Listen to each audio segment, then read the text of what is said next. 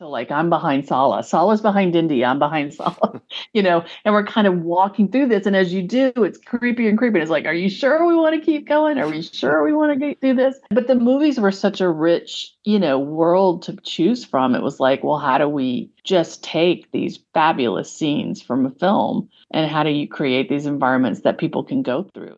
That is Imagineer Susan Bonds, and you're listening to the Tomorrow Society podcast.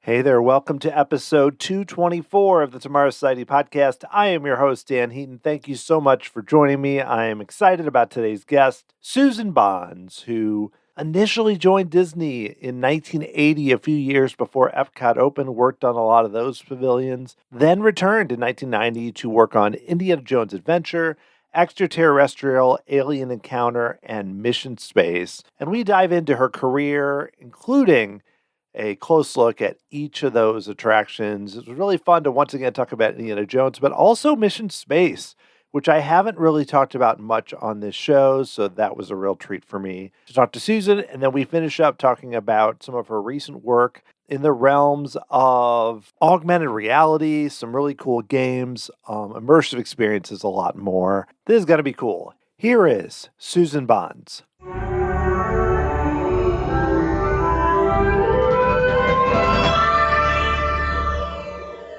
You've worked on so many interesting attractions that are doing what I think is really cool work now too, in more recent years. But I'd love to start kind of early on. How did you originally get interested in even becoming an engineer and then ultimately connecting to WED back when you were in school? Well, like many people who were born in the 60s, kind of a defining moment for us was when Neil Armstrong walked on the moon. And I remember where I was. I was at Myrtle Beach, and we were, everyone in the campground was kind of around a TV. We had the tinfoil on the antennas, and, the whole country was just mesmerized, right, by this technological achievement. But it was also a very human achievement. There was such a story behind it. It was just such a moment. So like right then and there, I think I was 8 or 9, I said, I want to be an engineer, I want to be part of making impossible things possible, right? Because it seemed impossible when you looked up at the moon in the sky that, we could actually be walking on it. And so it was a real defining moment for me. And so from that moment on, I said, I'm going to be an engineer, and I never wavered at all. I went to Georgia Tech. My dad did go to Georgia Tech. My older brother went to Georgia Tech, and my youngest brother went to Georgia Tech. Wow. So it was like the place to go. I lived in Georgia, went to Tech, and because I was one of 5 kids, I got some scholarships, but I had to figure out a way to work my way through school. So they had a cooperative education program.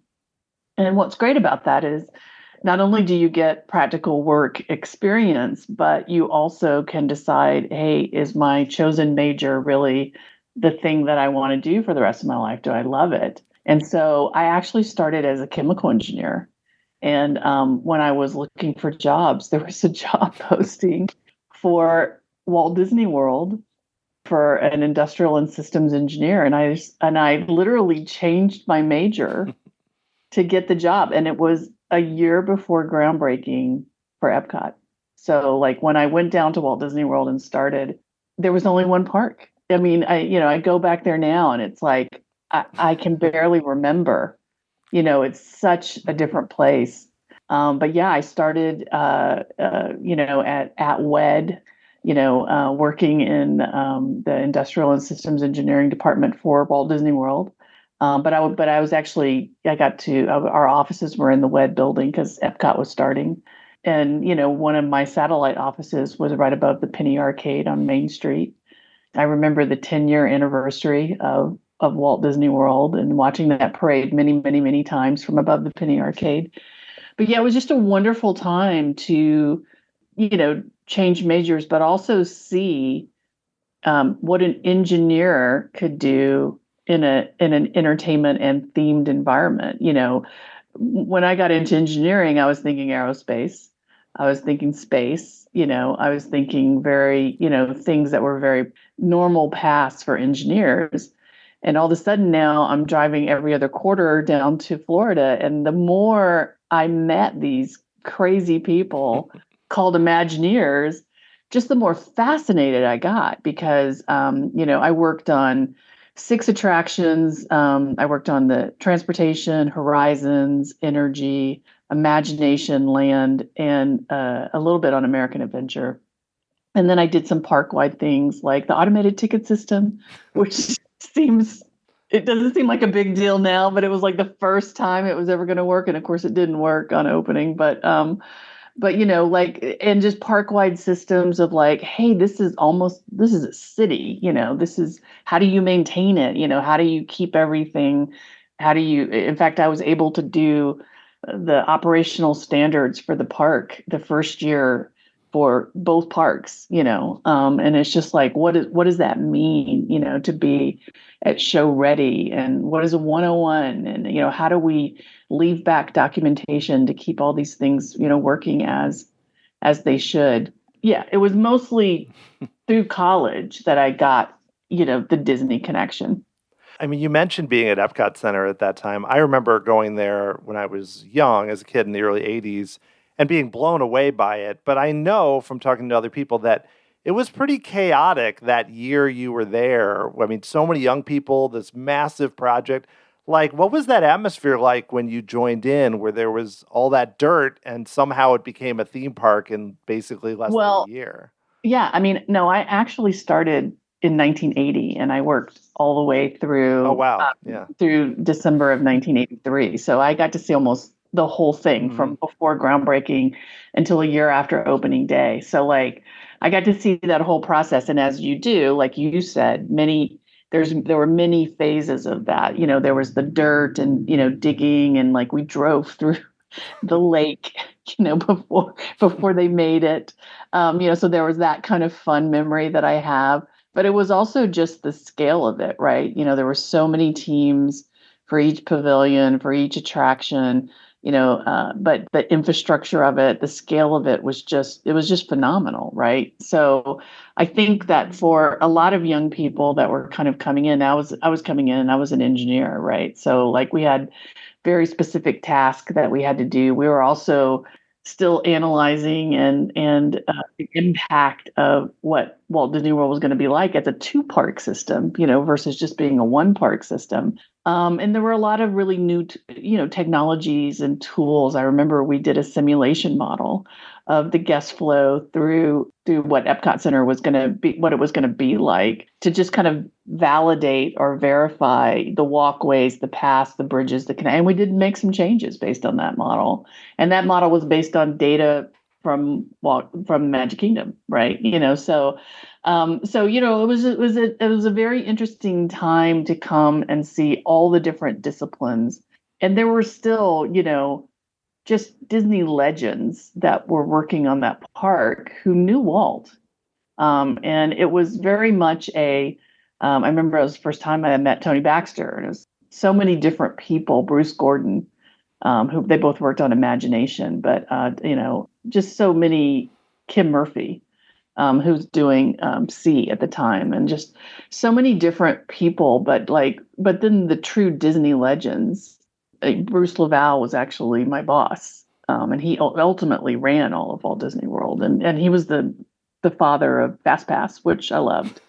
But like so many people who knew the philosophy, the special sauce of what made Disneyland and Walt Disney World so unique, were part of building out that second park. And at the same time, of course, Tokyo was building as well. And so it was like a really growth time for the company, where you were having that kind of institutional knowledge being passed through people who've been there and had worked on Disneyland or Walt Disney World, and and possibly were still working on Epcot and Tokyo Disneyland. But it was that knowledge that was being passed down. About the thing that I remember the most was just designed for the guest, right? Every decision that you're making is to create an immersive story experience. And it's around a person, it's around a guest. It's like that's the shoes that you're walking through. I'm not walking through this thinking of an architectural award or thinking of anything other than what is the guest seeing, what are they experiencing, what is the most important thing that I should be thinking about here. So it was a great time to be there, I think, for as a young person to get that, even if just by attrition, to get that one step removed from Walt, that whole legacy and special sauce and excitement and what really makes Disney unique. It was a great time to kind of absorb it and take it all in. Yeah, you mentioned Tokyo. I think from what I heard, you did a little bit of work on Tokyo. So I'm curious to know what that was like or what you did for that. Yeah, so after I opened Indy, I had a chance to, work on Tokyo Disneyland for 3 years and do some master planning there and build some things there, which were really kind of fun. We built a really unique retail shop called Bon Voyage, going from the train station to the entrance of Tokyo Disneyland, and I think for a while, it may still be true, it was like the most per capita per square foot of retail because everyone buys presents as they're coming in or leaving the park. Looking at that park, one of the things I was struck by, and I worked for 3 years with OLC and going back and forth with the Imagineering group there and doing a lot of future planning for that park. And this is while the Tokyo Disney Sea team was working on building Second Gate. It was just the care and the absolute love and reverence that the Oriental Land Company had for all things Disney. And like having now, opened a park and seen, over the years the wear and tear on that park and being involved in like setting the maintenance standards and to see a park where literally when you put something in at Tokyo Disneyland, when you come back a decade later or 2 decades later, it's actually better, right? Because they just love it. They maintain it. It's a career, it's something that they really, I felt like the time that I was there, which was, during the late 90s, it's just like they were really a great, great partner for Disney to have because they just loved all things Disney, but they came at it with a purpose, which is we're here to take care of all these assets, and we're here to maintain this experience. And it felt very reminiscent, by the way, to what I had, absorbed from the way Walt approached things, and wanting to create environments where families would come and feel safe, and where they would come and not have to be reminded of the cares of the world, even the trash, it's magically disappears. And so like all of that stuff was just I had a really, really great experience. And of course it was great to go to see Tokyo Disneyland because while we were working on Epcot, we were just constantly getting updates on like everything that was happening when it was being built. And so it was just kind of fun to go over there, about 15 years later and see how that park had evolved and how, it was just really, really exciting. Well, we jumped ahead a bit, but I know after you worked at Epcot, you weren't at Disney for a while, but then ultimately returned around 1990. So how did that work out where you ultimately then came back and took a job at Imagineering full time around 1990? When I finished, I think it was December of 83 was my last quarter working at Walt Disney World. Then I graduated and I actually took a job with Lockheed because I wanted to fulfill that dream of, working in aerospace and even working, on the space program. And so, I started working at Lockheed, and which was really great. I got to work on a lot of really cool things. And then I got recruited by Advanced Development Projects, which is known in public circles as the Skunk Works, to work on super secret, things, which was great because it was really like low quantity vehicles that had to be super safe. And it was a great learning ground for, developing innovative rides for Disney because they're low quantity and they have to be super safe and work every day of the year. So it was a really good precursor for getting ready to come back to Imagineering that was very innovative and and technology focused what's coming up, because, advanced development projects and the Skunk Works, they were always like a couple decades ahead, like they built stuff that was really, they were building the future. They were building future forward. And so that was actually how I got out to California. As I moved out there with Lockheed to work closer with projects that I was working on at Advanced Development Projects. And then Michael and Frank, joined Disney. They really were they had such great ideas. I mean, I think anyone who's gone through an experience where you've built something for Disney, whether it's a film or a theme park or, a consumer product, it's like there's a love there's a pixie dust that just gets buried in your heart. So, I always watched what was happening at Disney. And when I saw that, Michael Eisner and Frank Wells had taken over the company, and then started to see, some of the things that they were focused on. And then they announced the Disney Decade, right? Right. I said, I was just literally just saying, okay, that was such a wonderful time that I had working on EPCOT. And I was always so impressed with these guys. They were called WED at the time, but, they called themselves Imagineers. I wonder what it would be like to work there, as a Disney Imagineer. And so I think on a Monday or Tuesday, I sent my resume in, and by Friday I was interviewing, and I was working there like the next week. Wow. I mean, it literally happened so fast. And it was amazing, right? The first project that I was given, well, and because you had to be an engineer or an architect with an MBA to run a project, and Lockheed had paid for me to get, an MBA and some master focus. So so I qualified, and so they gave me Alien Encounter, extraterrestrial, Yes. which originally was designed for Disneyland as part of Tomorrowland 2055. To throw that out there. So I come in. What was fun about it is that Bruce Gordon was one of the lead producers on it. And of course, I remembered him from the Imagination Pavilion, and Tony Baxter, of course.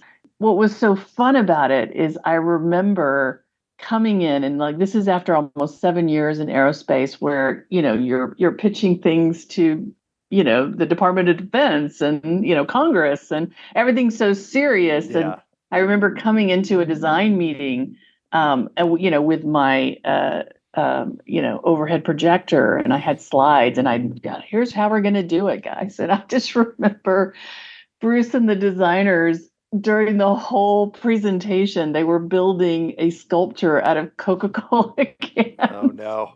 In the middle of the room. And then at some point, I was making a big point. They knocked him down. And I didn't get offended. And afterwards, Bruce took me up to his and Tony's office up in the front and said, "We don't do it that way. This is how we do it." And he started to tell me about how, going back to what I had observed, but really now hearing it directly from the horse's mouth. Here's the Imagineering way. Here's the Imagineering process.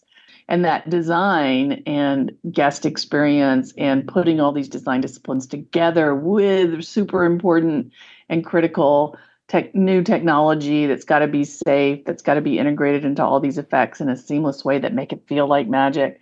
And he just started to explain to me, the Imagineering process and the Imagineering way. And I just really took to it, I had seen it already in action, but now I had a context of, okay, I'm running this project, here's all the different disciplines that are coming together. And it was many, right? And here's how they work together. And here's how you focus them. You focus them on the story, and you focus them on the experience, and you take these things, and you grade, all the things that you're looking at according to that. Now, of course, I was being paid to bring the practical side of it. Right. When you hear an idea, it's like, well, how much is that going to cost? Is that even possible?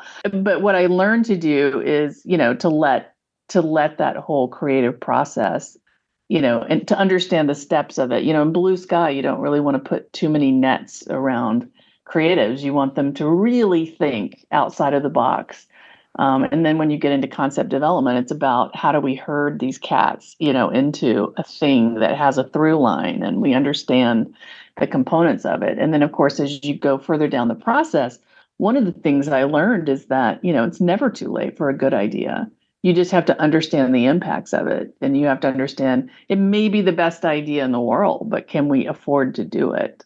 So it was very much a learning process. But I'll never forget my first week coming back at Imagineering and just getting that education so quickly into, hey, Imagineers think differently, and they do. And so it was a great, great lesson. And Bruce Gordon was one of the greatest, show producers, and I had so much fun working with him. Well, Alien Encounter, you mentioned that it was part of Tomorrowland 2055. I did experience that randomly. The first version, I remember I was there. Like, I didn't know at the time it was the first version, another version, but it was like Christmas of 1994. But I know that evolved so much, like you mentioned. So I'm curious to know a little bit about how that ended up going from Tomorrowland 55, which didn't happen completely, to Florida going in where Mission to Mars was too, and how that kind of came together. So the idea behind Alien Encounter was this whole, first truly kind of, I'll use the word scary attraction, but it was a theater in the round where you're kind of in this theater in the round, you're kind of there and you're experiencing something in the center of the room, and then something goes wrong. You're trapped in this theater and the lights actually go out. And by go out, I mean, they go completely out. And one of the things, coming in and looking at new technology, we were really experiencing, or experimenting with binaural sound. But I know one of the breakthroughs for that attraction was the idea of, well, what kind of restraint are we going to have? We ended up using a roller coaster restraint. I don't remember pulling that over your head. And part of that is psychological. Oh, yeah. Because I'm locked in, baby. I can't get out. There's something breathing on my neck and I can't get out. It was to me, it was such an education, because now you're learning that something as simple as how are we going to restrain guests for safety could be part of the show, and a big part of the show. It wasn't a little part of the show, it was a big part of the show. But yeah, I mean, the playing around with, and part of that was to keep your head in an envelope so that the binaural sound really worked, right? So we were just trying to practically just keep you in an envelope for show quality, but it ended up just being psychologically such a great, great part of it. But yeah, I mean, originally we were going to put it into Tomorrowland 2055, where Mission to Mars was. And we had designed this whole land that was a vision of the future. And that was the challenge with Tomorrowland. And I worked on 3 of them, how do you put a vision of the future out there that by the time you build it, which typically can be 7 to 10 years, before you get an attraction all the way through the process and build. How do you keep that fresh, and how does it still feel relevant and new? And so the land itself didn't make it through that set of hurdles. And but people loved Alien Encounter. They loved the chair. They loved the binaural experience. And so they started looking around. And I remember another project manager that was working, Mike Lentz, who was a great project manager, and I got to work with him later again on Mission Space. But he was Florida based, and they were like, okay, well, let's take what you've done and let's translate it down here. And so I know that they evolved it a little bit, but I mean, it was a pretty well thought out show. Ron Chesley was the specific show producer that worked on that show, and he was an amazing artist and individual. And I remember his ability to imagine what it was like to be in the finished space, just looking at drawings or looking at, any little piece of the attraction. He taught me so much about that. But yeah, they took it to Florida and did it with a different team. I actually didn't get to see the finished product until years later, because I immediately got put on Indiana Jones. So I, literally it was one day, hey, you're handing this thing off. And then the next day it's okay, you're taking this thing on, so it was a pretty fast transition. So I wasn't able to keep up with what was happening in Florida as much, but they did a great job with it. Yeah, so I remember experiencing it a few times, but for me, it was perfect because I was in college, or I was 18, 19, 20, which that's perfect, going there. But do you think it didn't last forever, but it had a good run and people still love it? Right. But was it the wrong park? Was it just Disney, like Disney now, I don't feel like it would be out of place, but Disney then it was too early? Or why do you think it didn't last I really longer? do feel like it was the wrong park. I would have put it in MGM Studio Tours. They didn't have a slot to put it in there. But I think that, again, if you go back to the premise of the Magic Kingdom, it's leave your cares behind. And really, there's, even though, yes, you're on the Haunted Mansion, and yes, you're zooming down a hill, and in the Pirates, you're never really feeling tense or are concerned. And I think that the whole reason that show worked is because there was a real fear. You're in the dark. Something's breathing on your neck. It feels like if it had been in a place that celebrated the whole magic of movie making, right, and creating those moments, because that was a moment created from a film. And in fact, George Lucas had done some early brainstorming with us on that attraction. I really feel like it might have thrived there better. I'm really celebrating all the genres of movies. And so like that really felt like it fit a genre of movie, rather than I'm in the Magic Kingdom, and Mickey's waiting for me outside. So please, alien, don't eat me and let me get back out to Mickey. Like it just felt like maybe that wasn't that. I mean, that could be hindsight is 2020, because I don't really remember. I mean, everybody was so excited about it.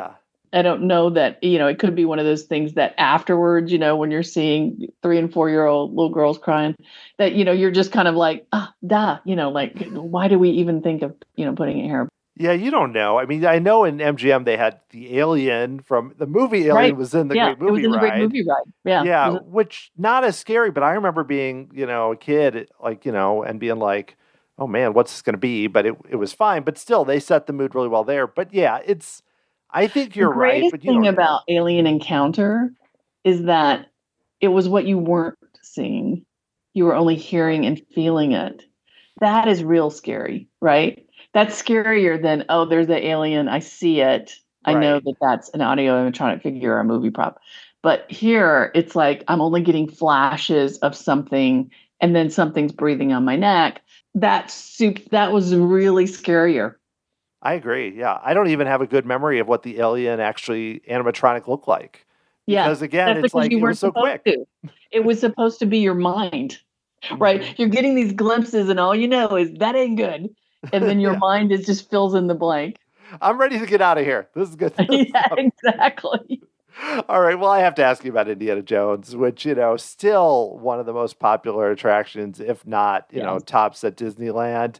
New ride system. I know you worked with Tony Baxter and others on it. So right off the bat, what was it like working on that? There's just so much to it. Well, what was great about Indy is, I came over, I took over as the project manager when it was a pretty complicated project. I mentioned this in Behind the Attraction, but when I took over, it was a big idea. It was going to go in Adventureland. It had a mine car ride. It had the Jeep ride. The train was going to go through it. The river boats were going to go through it. And part of that came out of like, well, how do we extend Adventureland? How do we, without slicing it up, because there wasn't really a lot of space to put Indy. And so my job, when I came over, it's like, okay, hey, this is like at X hundreds of millions of dollars. You need to get it to X, which isn't a great way to be introduced, to a whole new team. It's like, hey, I'm coming in, I'm the Terminator. But through that process, I really got to know Tony. Tony was still going back and forth with Disneyland Paris, which is a big project park he was finishing. And I got to know him. And again, I had, encountered him at EPCOT when he was working on Imagination, which was a fantastic ride with a great character, Figment. And I could see right away that he had something special, right? He had something that was really unique about him.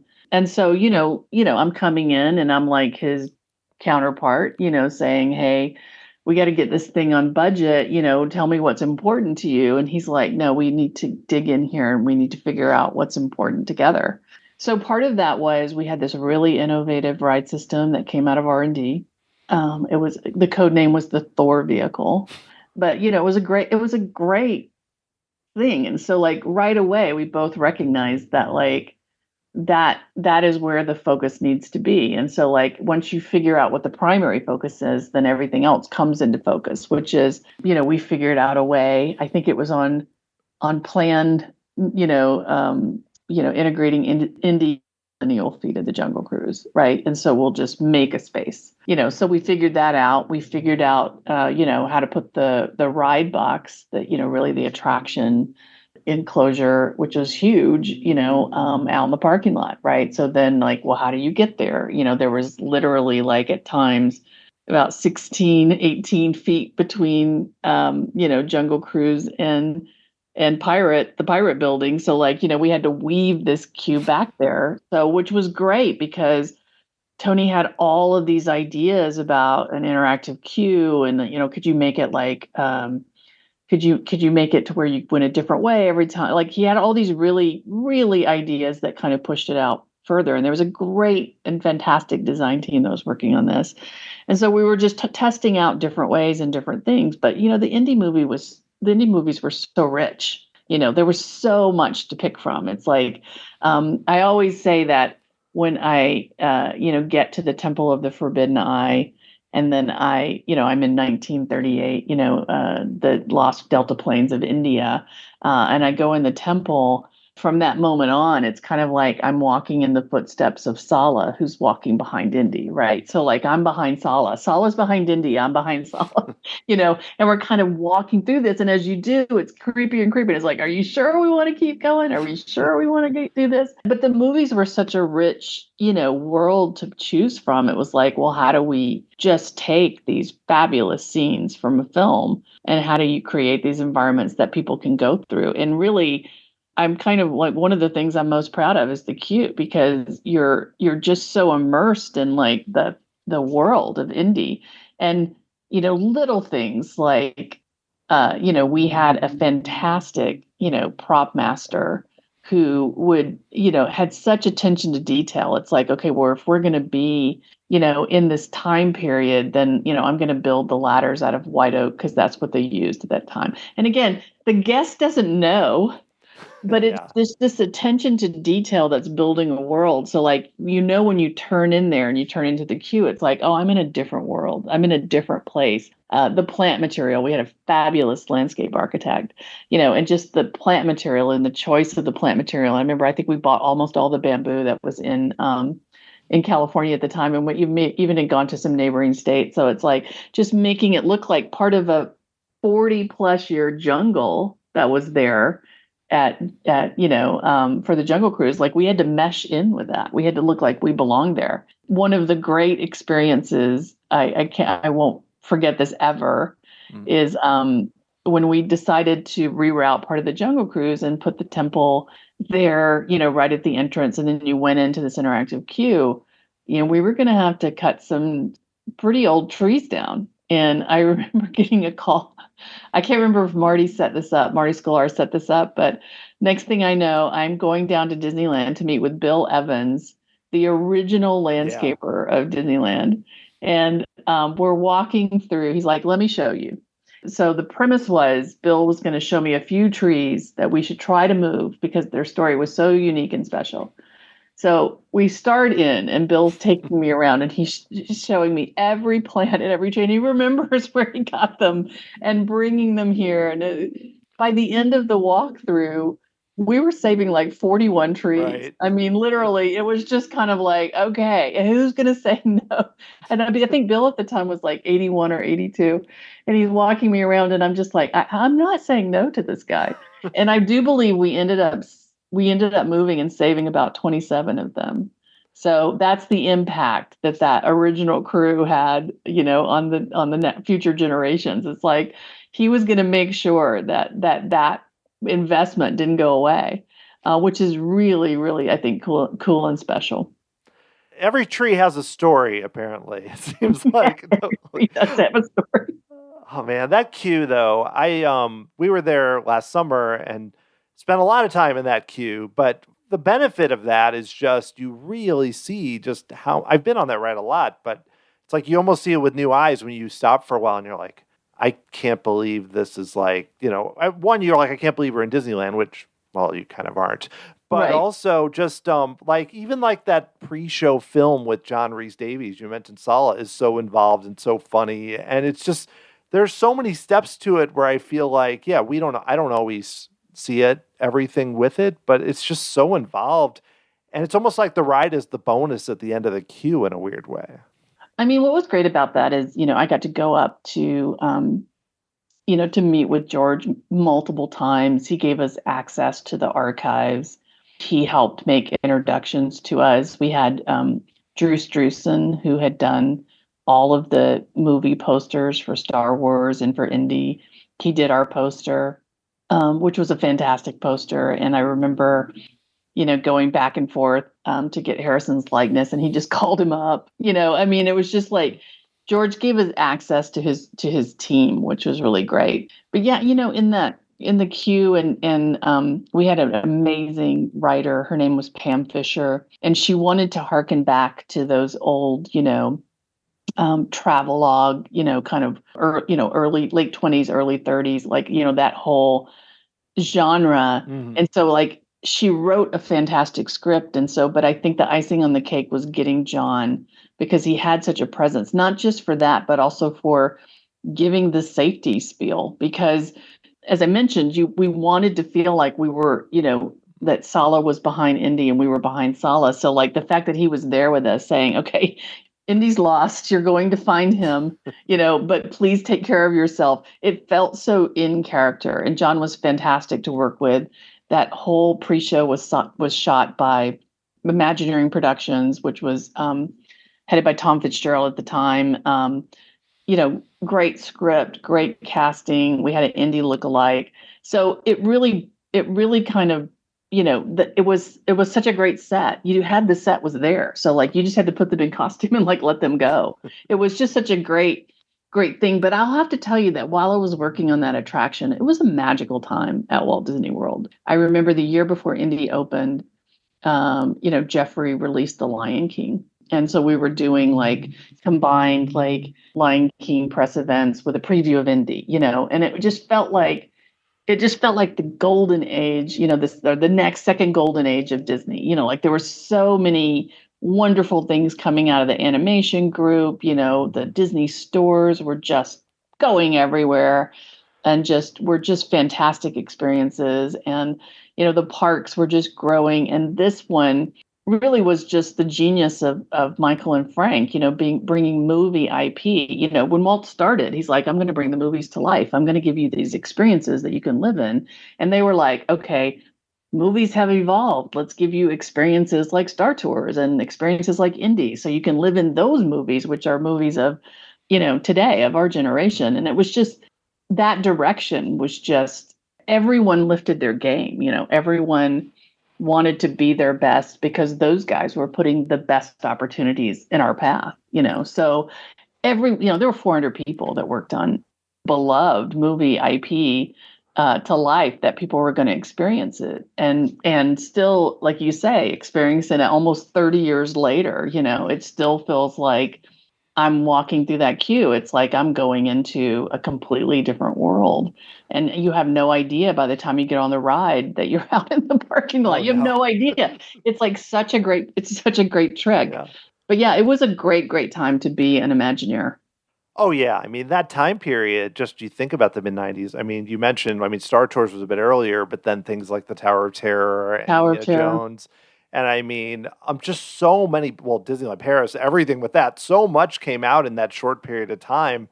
It's amazing. And like you said, new ride systems like the enhanced motion vehicles, which, right. I mean, I don't know if I really noticed it, but I think the idea was that the experiences could be different, not just that entrance at the beginning, yes. But a lot of it. Did it end up with that much customization? Was it a lot that we don't even notice that it changes each time? Or well, that's a good question. So we had a fantastic ride engineer. His name is Ed Fritz. And I remember we were on a plane. Maybe we were building I can't remember. We were on a plane when we came up with that enhanced motion vehicle, acronym.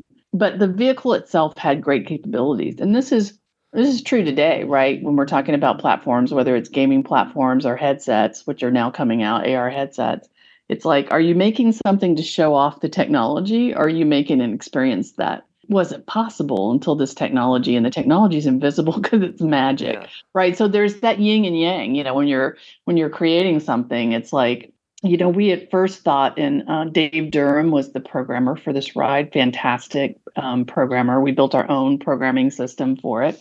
When we were just doing a simulation model, we built about a third of the track up in Northern California, closer actually to Six Flags, where we were doing a lot of testing and making sure that motions felt authentic to what we were trying to do. But we had a simulation model of the entire ride, and we thought, okay, well, we're super smart people. We have these, 50 smart offboard computers that are talking to this ride system at certain places along the track. Maybe it's like a dozen places. We can have multiple variations of the program so that I think this was a big thing as part of our PR. It's like there could be 110,000 combinations. It's like you never know that the ride's going to be the same. However, because you've been on it, you know that it's kind of like, oh my gosh, I looked, we're turning. There's lightning, there's fire. Oh, we're going down. It's like the emotion of the music and what Right. you're feeling did not allow for the subtle nuances of like how we were trying to program this enhanced motion vehicle.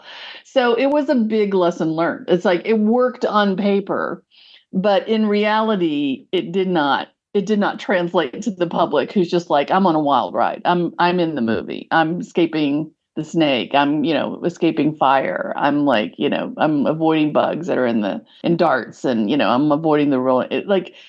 Like what you remembered after that ride. And this goes back to really what we were taught, from the masters. It's like, think of it from the guest point of view. We were thinking about it from an engineering point of view, from an innovation point of view. It's like, look what we can do. But yet from the guest point of view, it didn't translate. So it is possible, but it wasn't necessary, and so it didn't really pan out but it is an amazingly versatile ride system, which Tokyo took even further by making it electric. It's an incredible ride invention, and obviously I've been part of the THEA award committee and looking at things all over the world. It's like, to me, the best ride systems are the ones that take you on a journey that wasn't possible before and let you do something that wasn't possible before, but you don't notice them, because if Right. you're noticing them, then you're out of the experience, right? So I think Indy did a great job with that ride vehicle of like, you're on a Jeep and you're buzzing through, and the backward, the vehicle could go 3 feet either way, Mhm. feeling like you're actually on, real stone or wood or like whatever you're on. The programming of the ride just, to me, far exceeded my expectations, because you really felt like I'm in it. And in a 4-minute ride, your mind can only take so much, right? And so like it was hitting all the right notes already Right. without that kind of subtle variation. Yeah, that's a great point because when you're writing it, like, and even why I think it's not locked in. Like, you could have never seen Indiana Jones as a movie and be like, I'm on this great adventure with, like you said, fire snakes, everything else. That's also why it works, I think, because there's not like some knowledge you need to have of Right. Exactly. raiders Yeah. or whatever. But you mentioned technology. I want to make sure to ask you about Mission Space, which, speaking of technology that I'm still a little baffled by. Even though I know it's a centrifuge, I know you're spinning around, but I don't want to think too much about what's happening. But I'd love to Right. know how that kind of came to be, because I know there were so many space possibilities of Mm. attractions coming to Epcot with many different. I've seen concept art; it always looks incredible. And then finally, it came in for Horizons, in the 2000s. So, I guess earlier than that. Now that you weren't Yeah, there, I but started I started working on it, I think, a year after Indy opened. mhm. And like you said, many people had, by this time I was completely in the creative division, right? So I had I transitioned from just being, a project manager to, creatively leading the projects as well. And so what was great about that is you could, establish the budget and then argue with yourself on how you were going to spend it. Many people had tried going back to original EPCOT. They really wanted to cover space in the original EPCOT, but you had a couple of things. One is Kennedy Space Center is just right down the road. Right. Like the real deal is happening right down the street. And also, it's a challenge, right? How do you connect humans to a space experience? Because space is so vast. And, I remember one of the first things I did is I went, traveled around and went to all the NASA centers. And, of course, there's a huge debate about unmanned versus manned exploration. And I remember Tony and I said, let's go. I think we did this at the exit of Space Mountain. We just went to Disneyland and filmed and asked people a bunch of questions about like their expectations of like, do you think we're alone? And where do you think we should go next? And, what do you think of space travel? And like, where do you think the universe ends? Where do you begin? And what was so funny about it is because now by this time, by the, late 90s, so much sci-fi was out in the world that people's view of space was almost like when I started college, it was all defined by NASA and the race to the moon. And now people are like, well, like referencing movies and thinking technology exists that doesn't even exist yet because they saw it in a movie, right? So it was kind of this interesting thing, but we did feel like that there is a universal connection to space. And so then we started with the practical. Now I had actually worked on Horizons. So like, of course there were the annual pass holders who were writing threatening letters. Oh, I love Horizons. Don't tear Horizons down. Oh my gosh, what are you people thinking about? The orange smell, remember that? Yeah. So one of many my favorites, cool things. But yeah, go on. So many cool things. So there's the practical side of like, can we salvage any part of the building? Like what's really gonna. So there were a lot of different things. I remember, Tony had ideas and Eddie had ideas, but eventually, what happened? I was working with the Innovative Ride Group, and we were talking about the centrifugal motion of like vertical travel. And we started thinking about roller coasters. We started literally thinking about, could you have spirals, come out? Could you be on a ride system that was mostly like a dark ride and then have these these vertical travel like experiences going up and coming down? We started talking about that.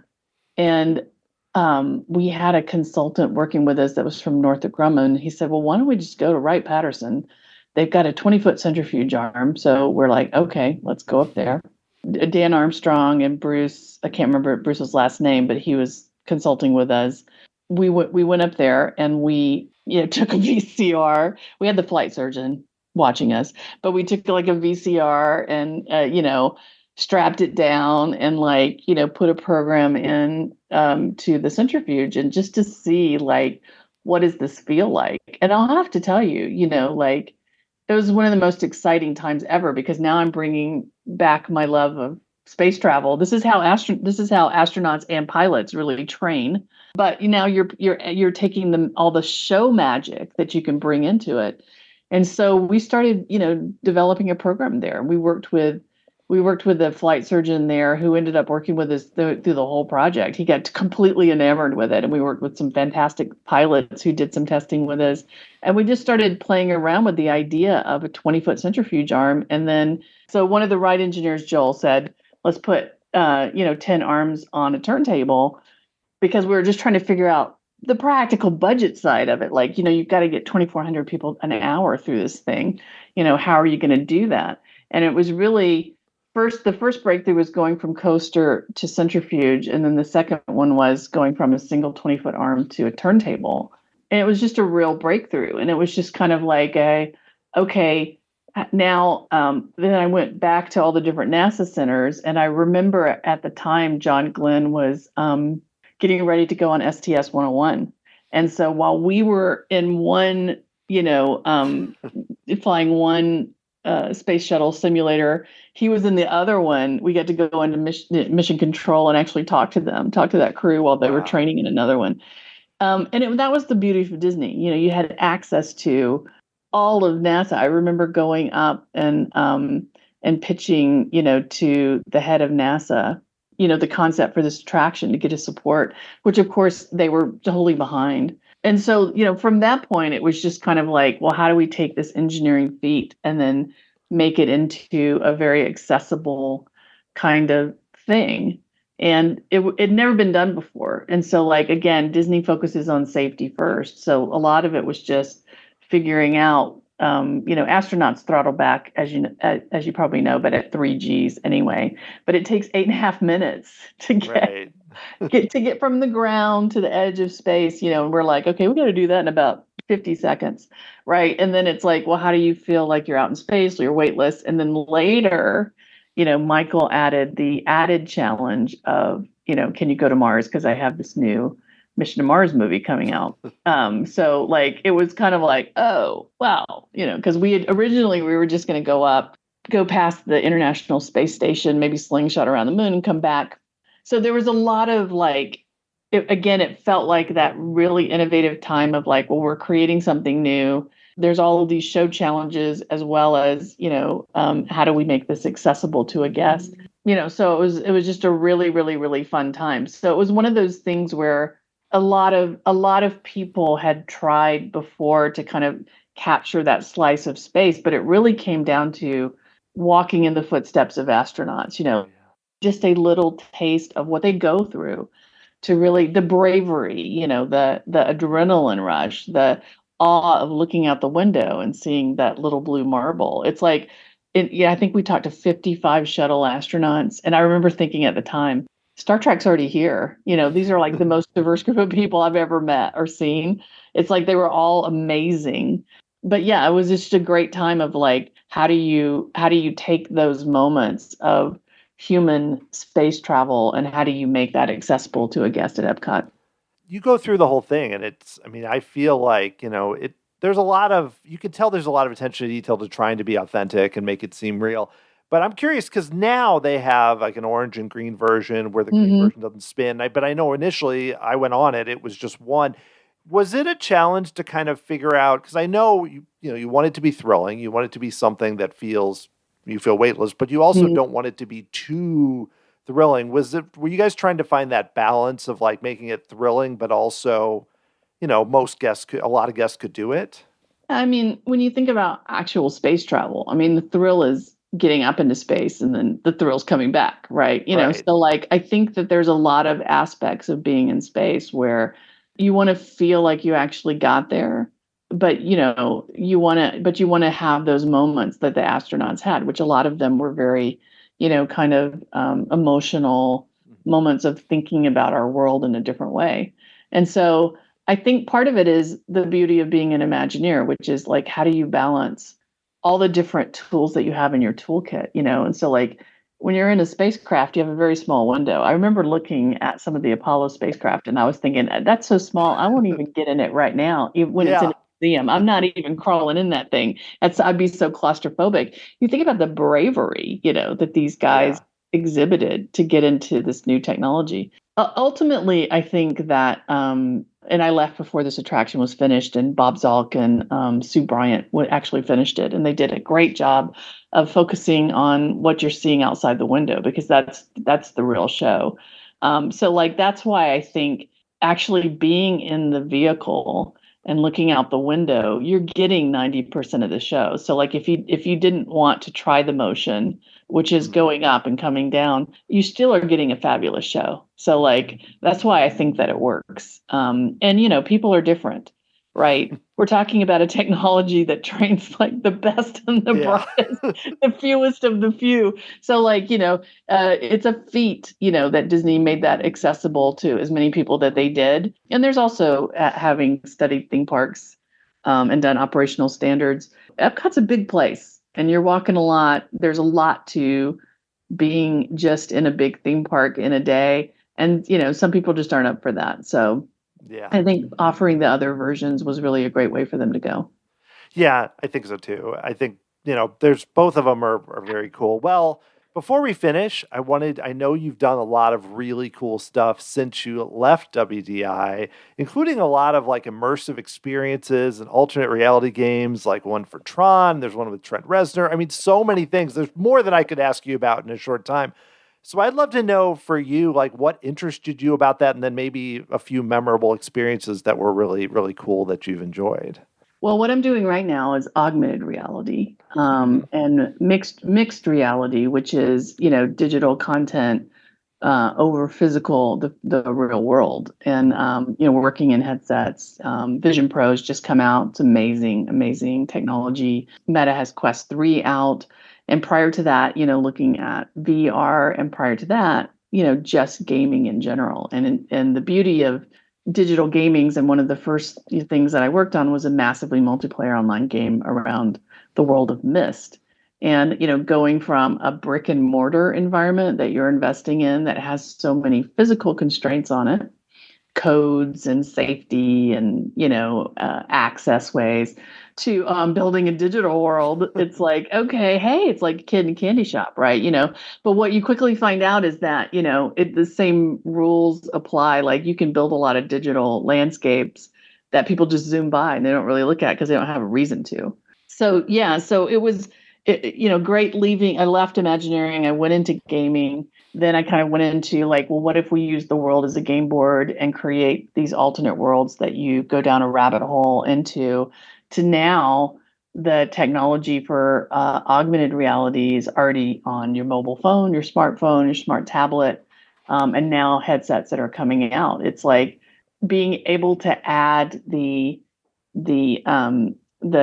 magic and the tool of digital creation and content making and interactivity with physical environments, I think is, that's the new frontier. And there were a lot of ideas that we had back in the 90s. Mm-hmm. Hey, let's do a digital overlay on EPCOT. I think like we had ideas back then about how you could take this investment of brick and mortar and you could transform it through a digital device. And now you're seeing that kind of make its way into with Mario and different things. You're seeing technology kind of make its way in. I remember after Indie Open, I went down to ride the Spider-Man ride, and they had incorporated the 3D and screens, and I was like, this is so cool. Spider-Man is on my vehicle, right? So imagine that, but to the next level. Imagine that in your home, right? That's where we're at. We're at this new frontier. So I actually named my new company Infinite Rabbit Holes. Because there are infinite portals to adventure. So you can go to infiniterabbitholes.com. You can see what I'm working on right now. But yes, we're living and playing in the world of augmented reality. And what's great about my team is they all worked at Disney at some point, whether Imagineering or R&D or Disney Online or Disney Interactive. We all have that Disney connection because we learned a love for experience making and storytelling, and not to be afraid of technology. Technology can be magic. Technology can transform you. Technology can enable things, allow you to be more immersed in worlds and stories than you ever could before. Yeah, well, I think the last thing I want to ask you about, the Arkham Asylum Files Panic in Gotham City game, which I know, people that I've talked with on the show, like I had never heard of it. And then this guy, Mike Schwalm, brought it up that he had done some work on it. And I think Dave Cobb has worked on a lot of former a lot of people involved in theme parks have worked on it. So I'd love to hear just a little bit about that, because that mix of like new technology and a game you can have at home is really interesting to me. You can go to infiniterabbitholes.com. You can see the trailer and the preview. So Panic in Gotham City is the first in a series called Arkham Asylum Files, where Harley Quinn has kind of gone back to Arkham and is now a therapist again. And she's helping the GDPC crack some big cases. And what's great about her is that she's a character that allows you to see both sides. She doesn't just see in black and white. So we created this game, and actually, so Dave is working with us. Mike Schwalm's working with us. We're also working on some other augmented reality experiences that'll be in the themed environment space as well. But yeah, this is the first of our new one's coming out. It's called Seven Impossible Things, based on the world of Alice. It's coming out this year. We have two more coming out in the world of Batman. We actually have the license for anything in the DC universe. So like we're doing a lot of experiences. But yes, what's the challenge here was I love going out to theme parks. I still love going to Disneyland, Walt Disney World, and really Universal, like love Harry Potter. I love to go see whatever's new, even some of these location-based experiences all the way around the world. They're just fantastic and great. But what about how do I bring some of that magic into my own home? And really, the Arkham Asylum Files Panic in Gotham City brings that Disney magic to your home. And what's great about it is it's like we learned to do at Disney. It's multi-generational. So it appeals to everyone from, 7 to 70, and there's, but it again, if we do it right, no instructions required. You get in, you immediately start down the indie queue, right? And you get immersed in an adventure. You're not thinking about the technology. And that's what's really, really cool about it. Well, awesome. Well, this has been so great, Susan, and I'm very excited to see what you're doing there at Infinite Rabbit Holes, but also to learn more about your past with Disney and everything else going on. Thank you so much for being on the podcast. Oh, thank you so much for having me. All right. Well, that was cool. If you would like to hear more from Susan, there's a really cool panel that I found on YouTube from Midsummer Scream in 2016. It was a panel with Susan, Tony Baxter, Phil Hedema, a few others, all talking about various kind of scary attractions or sort of scary attractions like Indiana Jones. And several places have the full panel, including Inside Universal. Pretty easy to find there. She also did an interview with a podcast that I mentioned last week, which is Jeff Topoli's podcast, Disney Coast to Coast, episode 767. From 3 years ago, she did an interview, and I definitely listened to that before I talked with her, but obviously tried to cover some different things, even though the main attractions are probably pretty similar. Both of those are definitely worth checking out. Plus, if you like this interview, go back to some past episodes. I have done 223 past episodes of the Tomorrow Society podcast, going all the way back to 2015. And I'd like to think the show has gotten a little better, but there are still plenty of fun interviews, especially if you just look at Imagineers. Some recent interviews that I really enjoyed, including Greg Combs, M.K. Haley, Dr. Jackie Ogden from Disney Animal Kingdom, Steve Tatum, who's involved with Epic Universe, lots of fun stuff in the past year. You can check all that out, tomorrowsociety.com/podcast with an S at the end, or just look in your podcast provider and you can go back all the way to the beginning to episode 1, if you can believe it. It's a little different, but still a similar format, even going back to the very beginning. Like to give a shout out to my latest member of the Tomorrow Society through Patreon, Austin Wraith, who joined the New Horizons tier. Thank you so much, Austin, for joining and for being so generous with your support.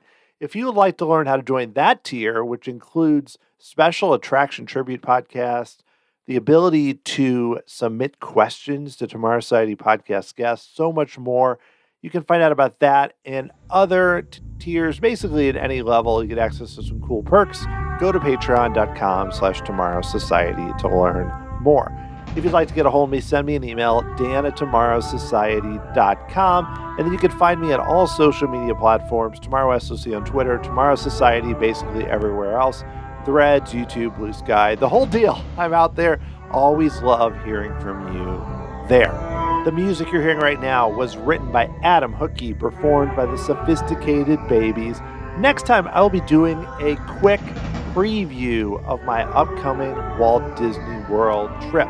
I promise I won't go through every little minute element. It's more to talk about the big highlights, things I want to do, what's different about this trip from my past trips, and what I'm interested in and maybe a little nervous about in terms of the crowds and everything else that's going to happen. But I am very excited to get back to Walt Disney World. This will be a quick preview to set the stage for the future episodes where I talk about the trip. I'm excited already as I plan this, and I hope that you will join me a little bit for that ride. Thank you so much for listening to this very fun interview with former Imagineer Susan Bonds. I really appreciate all the support and all of you for taking a ride with me into some very fun stories with lots of cool people. Can't wait to keep this rolling as we head further into March, and I will talk to you again very soon.